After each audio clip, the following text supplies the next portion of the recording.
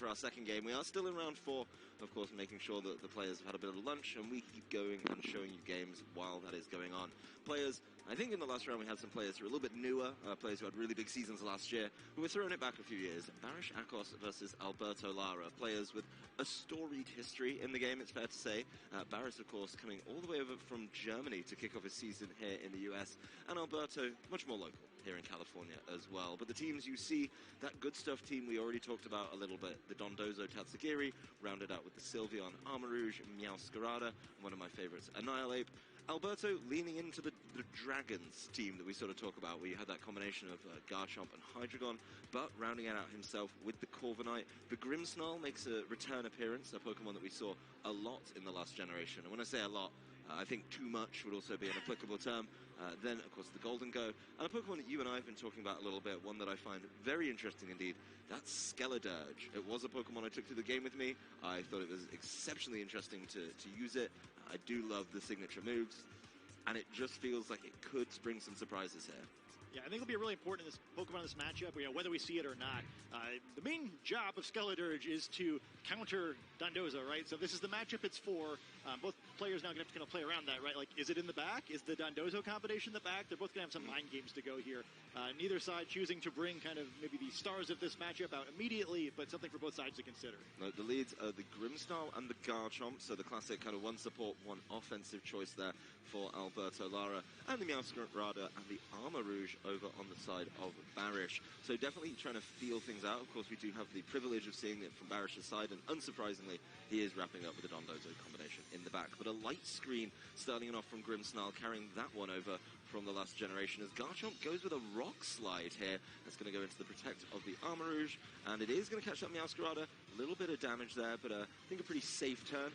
Garchomp's item, although revealed on the team sheet, going to be really taken away. Obviously an item he's a little bit scared of, as the Choice Scarf gets caught with the knockoff from the Meowscarada.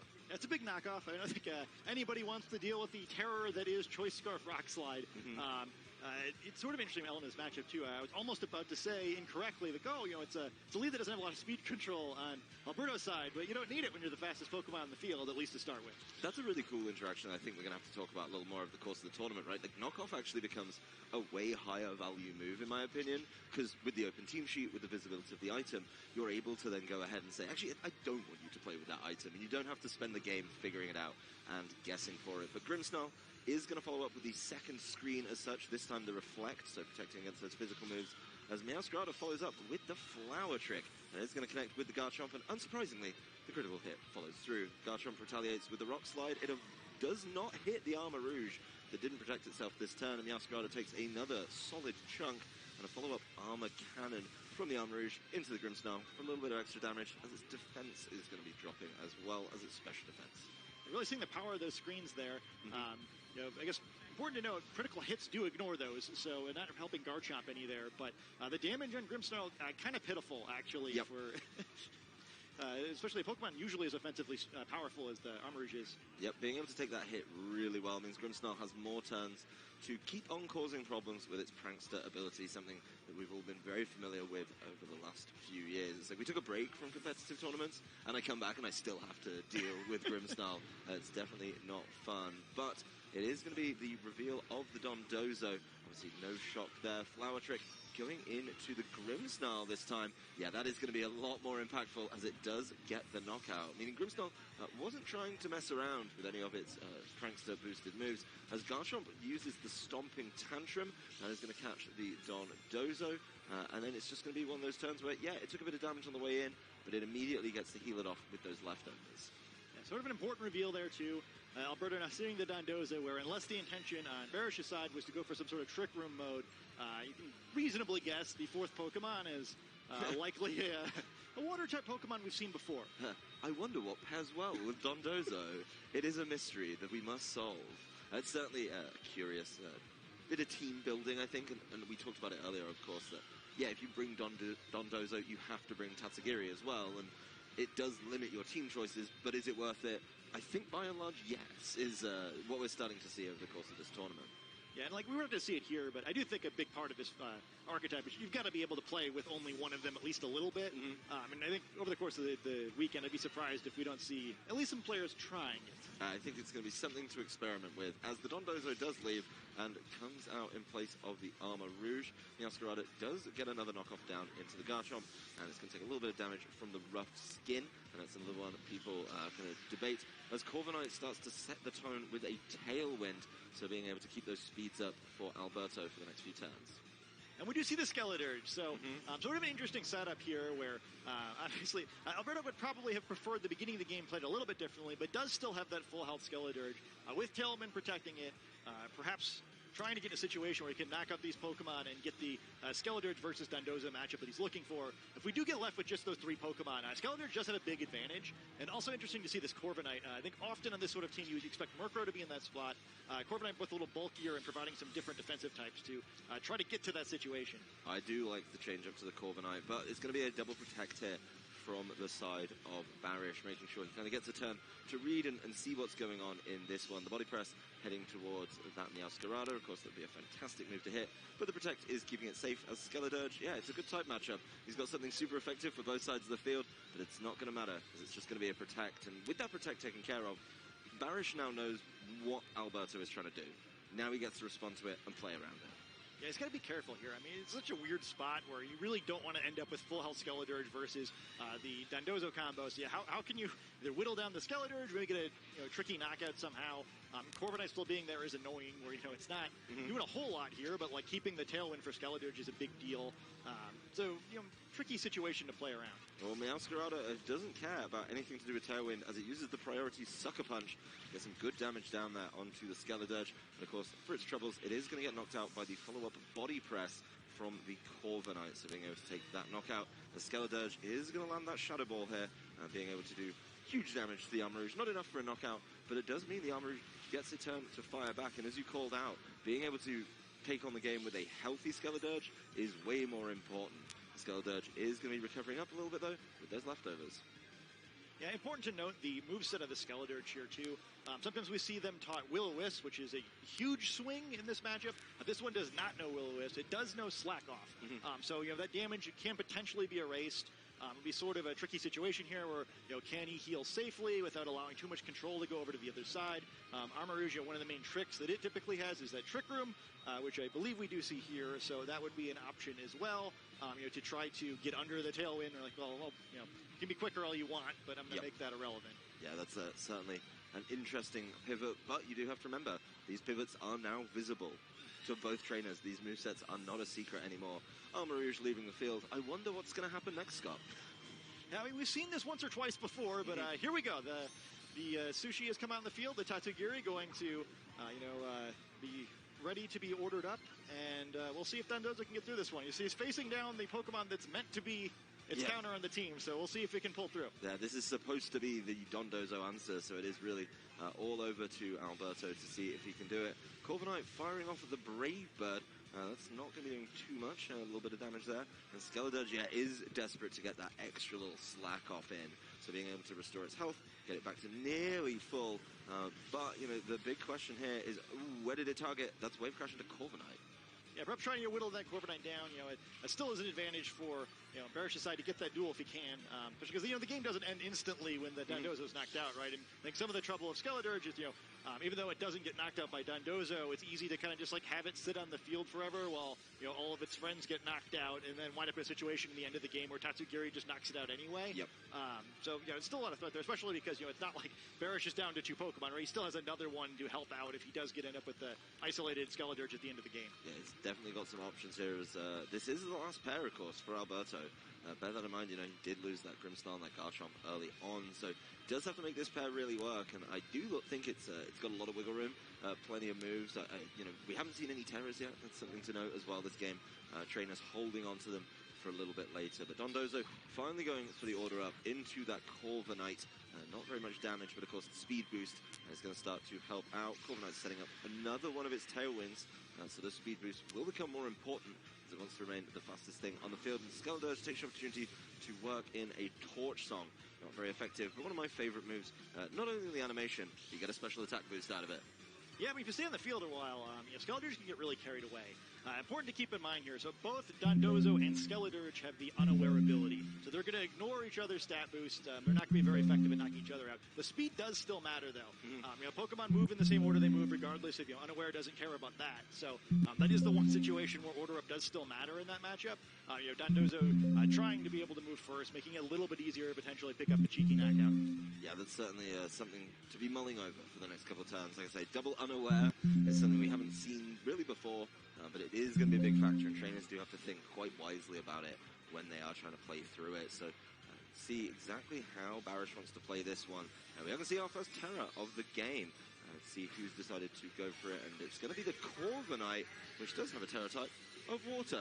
Obviously, Baris knows about this, but let's see how much it can do, and will this water help it out? I mean, yes, based on what it was getting attacked by earlier, the wave crash, it's certainly going to help things, especially with those screens starting to run out as well. Maybe just letting the Dondozo do a lot of damage to itself. Speaking of healing, this is definitely a focus of Alberto's team as he adds a Roost and the Shadow Ball going out after, of course, that earlier attack. Oh, not enough. Yeah, like just missing the knockout, though. I don't know which player is actually advantaged by that. I would say that's actually much better for Alberto, who potentially can pick up a knockout here and then swing again later in the turn. And even if not, with all this healing on his side, it's a pretty nice little spot there. Somewhat surprising to see the Corviknight choosing to terrestrialize there. Skeledirge is supposed to be the star of this matchup and kind of just hanging out, providing some supplementary damage. But Corviknight now looking very good, where he's got a tight matchup against every remaining Pokemon on Baris' side that I think is going to be pretty happy about. Yeah, it's definitely in a position where it's feeling good. Feeling like it's going to be able to maybe just like win the game on its own accord. That's actually something I haven't seen a Corviknight do in quite some time.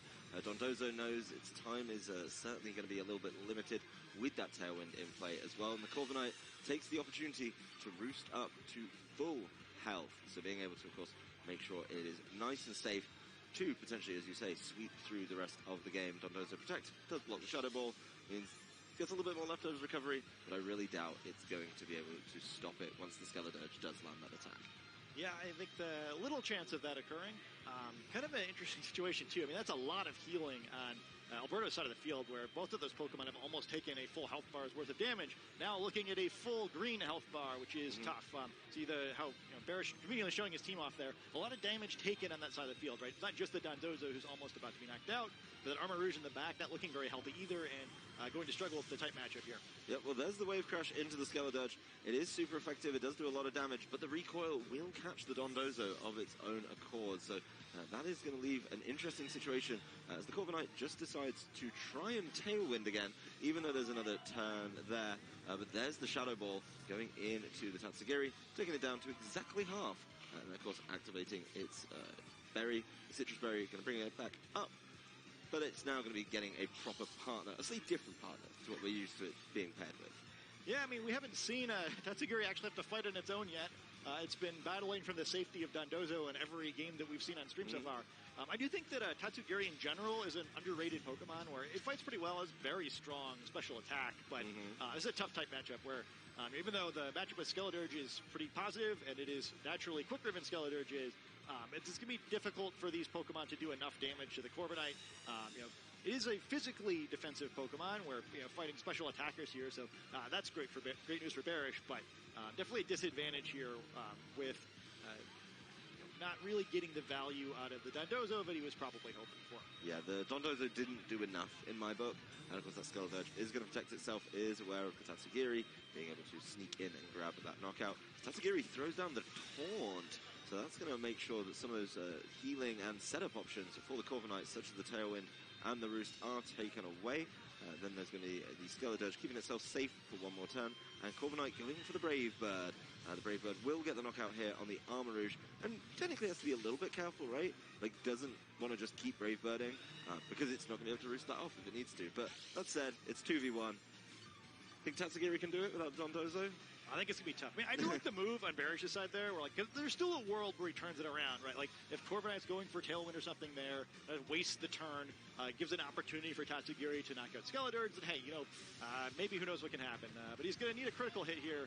He's going to need multiple critical hits there, and did not get the one.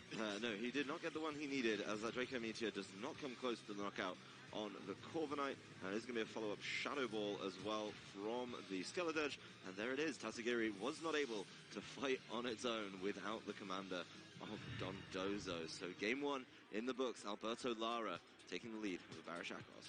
Yeah, I mean, really, really well played by Alberto. We didn't get a chance to talk too much about the matchup, but like, you'd think normally, Skeledirge is almost like the only answer that some players who bring Skeledirge have on their teams. They're kind of just like, all right, like I have Skeledirge, this is good enough. I'm going to focus my other 5 Pokemon kind of on doing other stuff. He did bring it, but he had options there.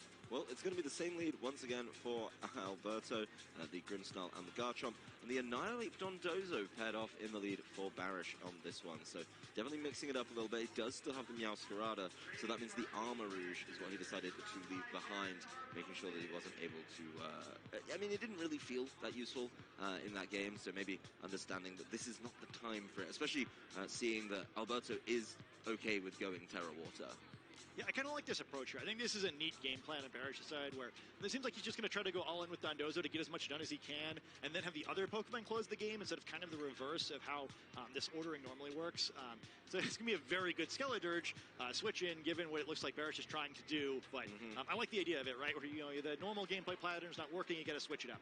Yep, so the Annihilate leaves the field in place of the Tatsugiri, getting the Commander ability going on turn number 1. I think a lot of trainers do seem to be leaving it a little bit later, by and large, but if you can get the combo rolling, you can put yourself in a really early advantage. Of course, there is going to be some assistance from the Grimmsnarl to see if it can maybe cause some conundrums here, as the Reflect immediately leading off this one. We did notice the last game, and of course it's no secret now that it is going to be a light clay, so the Skeledirge getting caught there by the order up and the speed boost coming on through. So Scarlet, not going to be able to be moving first, but it's taking those pretty well. Yeah, that was not great. For Commander boosted attack, I mean, obviously it's not really boosted in this scenario, but having to deal with the Reflect and Unaware at the same time, and now also being paralyzed, Dondozo's not looking great here. Yeah, that is what I was expecting to see, maybe a little bit earlier. Of course, you don't need the light screen right now. There's only one attacker, and it does get fully paralyzed right off the bat. Scarlet taking the opportunity to weave in a Torch Song. It's not going to be much for the damage, but of course, special attack boosts certainly start to add up. Yeah, it's sort of a scary way to play this, too. I think the downside of the way Baris has chosen to set this game up, right, like, I want this duel to happen at the beginning of the game instead of the end because I don't think that my Dondozo can close the game against these teams. It makes Skeledirge a much bigger threat, right? If it's the end of the game and Dondozo gets knocked out, you lose anyway. Like, it doesn't really matter if these Torch Songs get built up because they don't hurt Dondozo. But, if Skeledirge comes out of this with a bunch of boosts, it's going to make the rest of the game very difficult. That's where I think Dondozo's great, but you've got to work around the rest of the team. And if the rest of the team is, Dondozo and Scarlet have agreed to this Unaware Mirror, that's great, right? Like, they're just not worried about the boosts. But it's the rest of the team I'm worried about. And just seeing something with multiple special attack boosts is absolutely terrifying. So it's getting another one off the Torch Song, and Dondozo's kind of just getting slowly whittled down. Did weave in a large amount of damage there with the Wave Crash, but of course, Unaware over just not really meaning we're getting those big knockouts you expect to see with it. Yeah, I don't know how he gets out of this one, because we're in a tough spot now where the Skeledirge could potentially use Protect here while the Corviknight uses Tailwind. Corviknight should be able to survive whatever Dondozo throws at it, and he does have the option of terrestrializing like last game, and then you wind up in a situation where you got Tailwind up, Skeledirge could then use Slack Off to get that HP back. If you knock off Dondozo in a good situation there, it's pretty easy to imagine a scenario where then Skeledirge starts going crazy. It's a tough spot.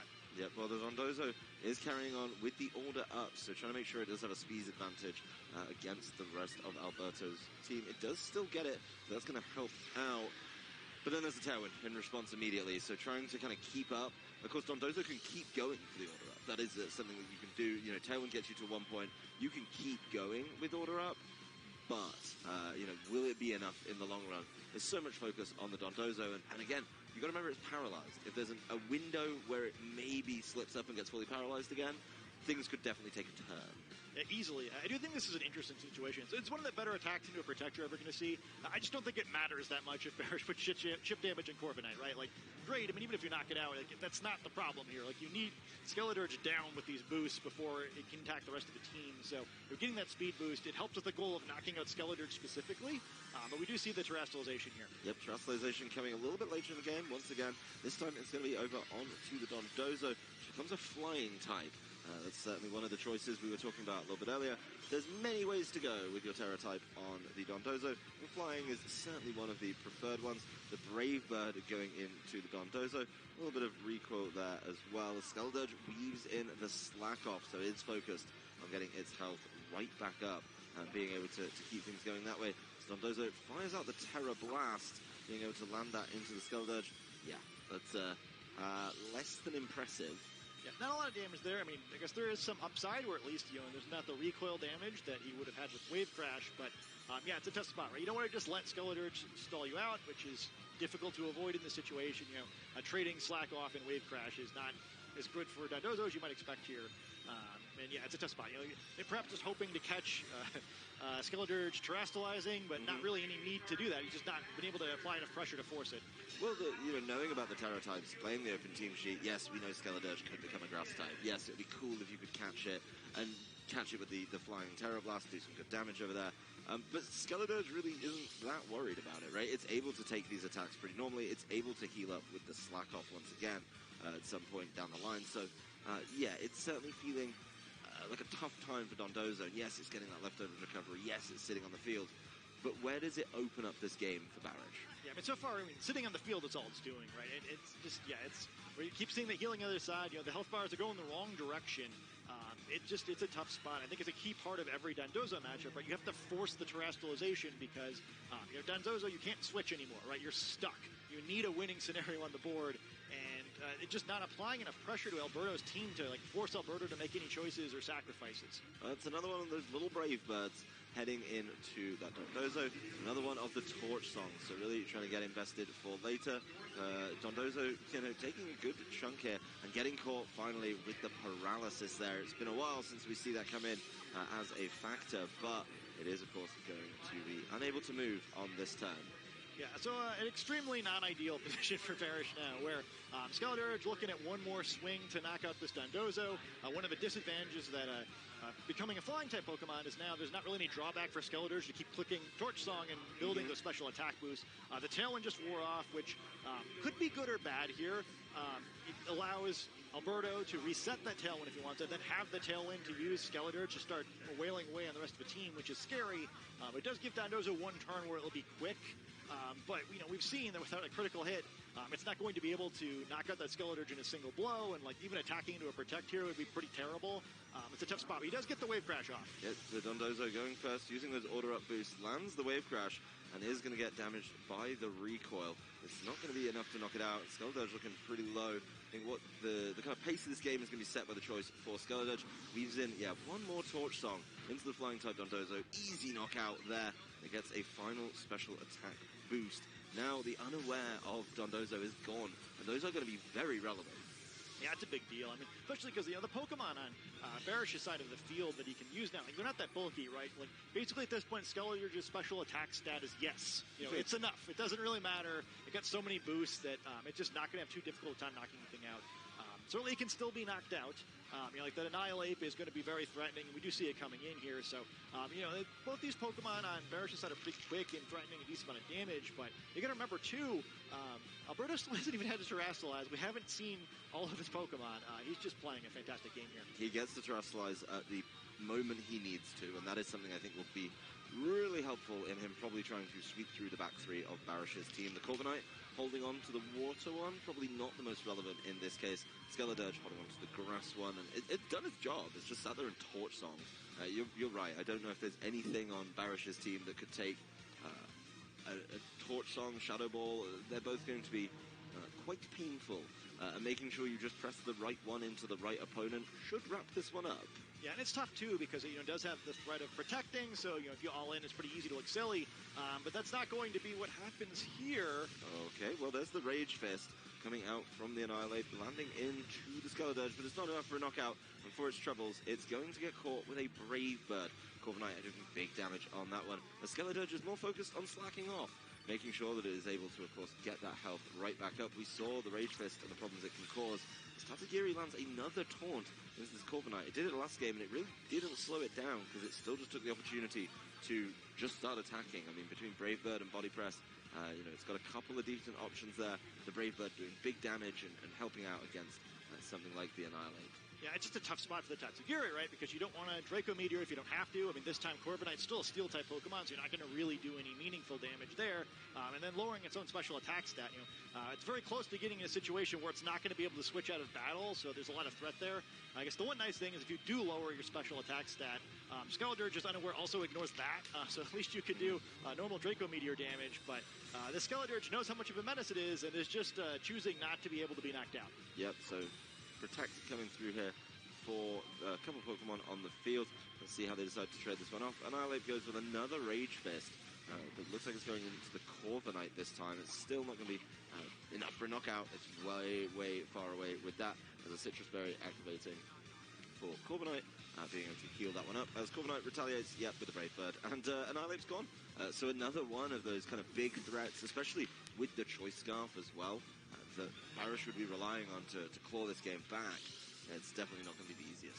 Yeah, I mean, one of the drawbacks of Annihilate is, Rage Fist can be a very powerful move, but you need to stay on the field for a while and swing back and forth. When you're facing down a 2-hit knockout, especially from a 2-hit knockout from a Pokemon that's slower than you, he just doesn't really get to do anything. And now, Meowscarada is fantastic here, but it's going to have to do a lot almost on its own. Still 4 Pokemon remaining at Alberto's side, and if Tatsugiri wants to do any real damage, it's going to have to lower its own special attack.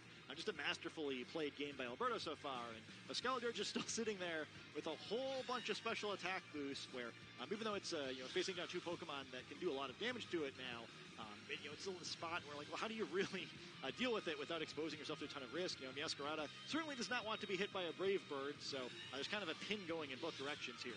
Yeah, again, the Corviknight been a bit of an MVP for me, being able to come in, Brave Bird, a couple options, Meowscarada and Annihilate, of course, taking super effective damage from that. There is going to be the Terastallization, though. I mean, it's time. You've got to be able to fight back some way if you're Baris, and it's going to be a very big decision if you can get... for Alberto. Of course, that is going to be finally the reveal of the Grass Skeledirge. Yeah, Skeledirge, it's got the fire-type flower thing going, like the helping nature or whatever. The nature thing, Meowscarada probably not going to enjoy it as much, however. Let's see how this turn plays out. This is going to be a Protect for Tatsugiri that is going to fail, as Corviknight just goes with the Body Press, doing a little bit of damage down on that side. Skeledirge follows up with the Shadow Ball. Yes, that is enough damage. Yeah, it's kind of funny. Easy knockout there. But yeah, the Skeledirge, it's funny. You think he has this Terra type to use against Dondozo, but it never does it because Dondozo is the flying Terra type. But still very good here. Removes that weakness to Meowscarada's dark type attacks and maintains a resistance to the grass type ones. Which, I don't know what Baris can do there. It's a really tough team matchup, and then Alberto is kind of just playing out of his mind. A very tough team matchup indeed, and not being able to get through many of these situations unscathed. I mean, he tried Dondozo to finish the game, Dondozo to start the game, and neither of them works in its favor. So it's certainly a Pokemon that requires a little bit of tact, and it does show that, yes, it was a menace. It was probably the most talked about thing on Twitter over the last couple of days, but it's definitely beatable, and